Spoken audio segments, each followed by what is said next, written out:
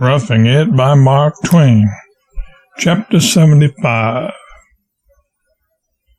The next night was appointed for a visit to the bottom of the crater, for we desired to traverse its floor and see the North Lake of Fire, which lay 2 miles away toward the further wall.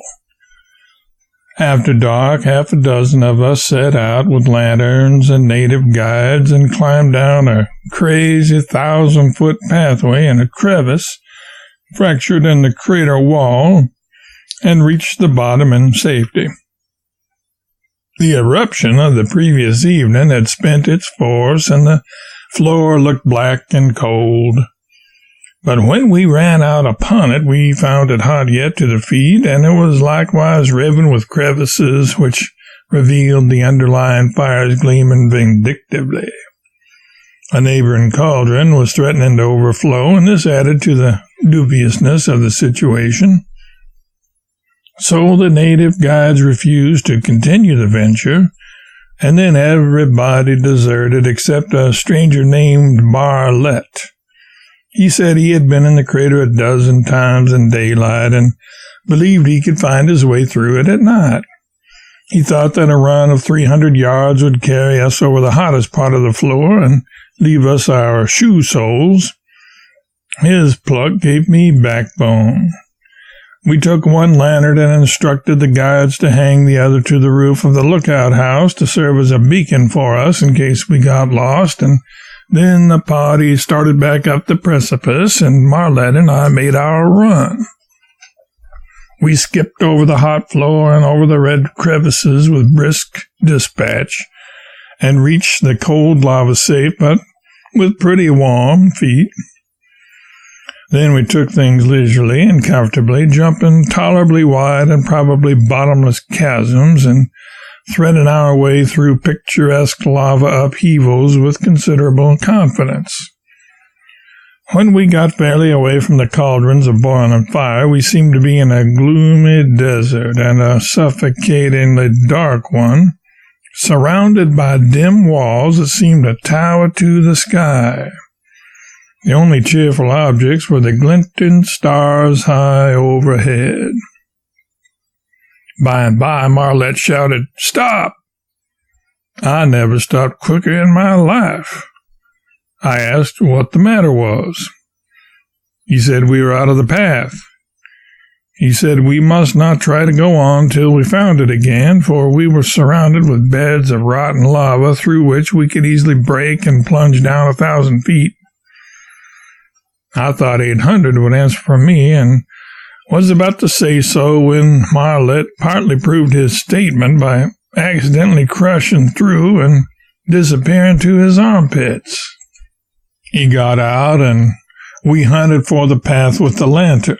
He said there was only one path, and that it was but vaguely defined. We could not find it. The lava surface was all alike in the lantern light, but he was an ingenious man. He said it was not the lantern that had informed him that we were out of the path, but his feet. He had noticed a crisp grinding of fine lava needles under his feet, and some instinct reminded him that in the path these were all worn away. So he put the lantern behind him and began to search with his boots instead of his eyes. It was good sagacity. The first time his foot touched a surface that did not grind under it, he announced that the trail was found again. And after that we kept up a sharp listening for the rasping sound, and it always warned us in time. It was a long tramp, but an exciting one. We reached the North Lake between 10 and 11 o'clock and sat down on a huge overhanging lava shelf, tired but satisfied.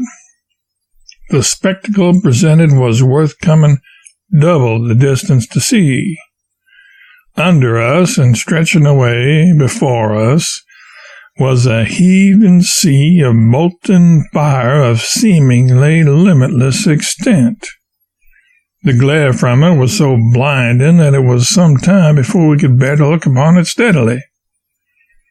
It was like gazing at the sun at noonday, except that the glare was not quite so white.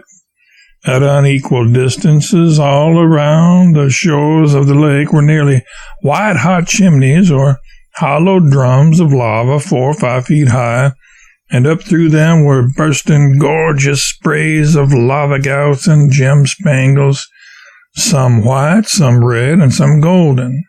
A ceaseless bombardment, and one that fascinated the eye with its unapproachable splendor. The mid-distant jets, sparkling up through an intervening gossamer veil of vapor, seemed miles away, and the further the curving ranks of fiery fountains receded, the more fairy-like and beautiful they appeared.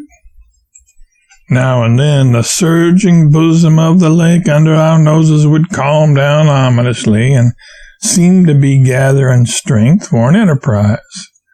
And then all of a sudden a red dome of lava of the bulk of an ordinary dwelling would heave itself aloft like an escaping balloon, then burst asunder, and out of its heart would flit a pale green film of vapor, and float upward and vanish in the darkness. A released soul soaring homeward from captivity with the damned, no doubt. The crashing plunge of the ruined dome into the lake again would send a world of seething billows lashing against the shores and shaking the foundations of our perch. By and by, a loosened mass of the hanging shelf we sat on tumbled into the lake, jarring the surroundings like an earthquake and delivering a suggestion that may have been intended for a hint and may not. We did not wait to see. We got lost again on our way back and were more than an hour hunting for the path.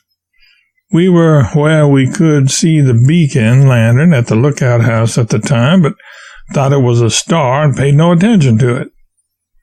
We reached the hotel at 2 o'clock in the morning, pretty well fagged out.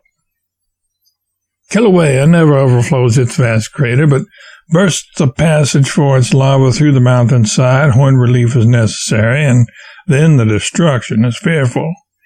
About 1840, it rent its overburdened stomach and sent a broad river of fire careering down to the sea, which swept away forests, huts, plantations, and everything else that lay in its path.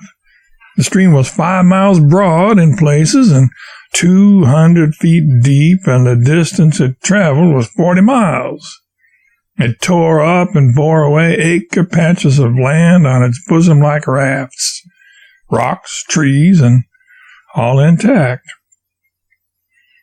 At night, the red glare was visible 100 miles at sea, and at a distance of 40 miles, fine print could be read at midnight. The atmosphere was poisoned with sulphurous vapors and choked with fallen ashes, pumice stones, and cinders. Countless columns of smoke rose up and blended together in a tumbled canopy that hid the heavens and glowed with a ruddy flush reflected from the fires below. Here and there, jets of lava sprung hundreds of feet into the air and burst into rocket sprays that returned to earth in a crimson rain. And all the while, the laboring mountain shook with nature's great palsy and voiced its distress and moanings in the muffled booming of subterranean thunders. Fishes were killed for 20 miles along the shore where the lava entered the sea. The earthquakes caused some loss of human life, and a prodigious tidal wave swept inland, carrying everything before it and drowning a number of natives. The devastation consummated along the route traversed by the river of lava was complete and incalculable. Only a Pompeii and a Herculaneum were needed at the foot of Kilauea to make the story of the eruption immortal.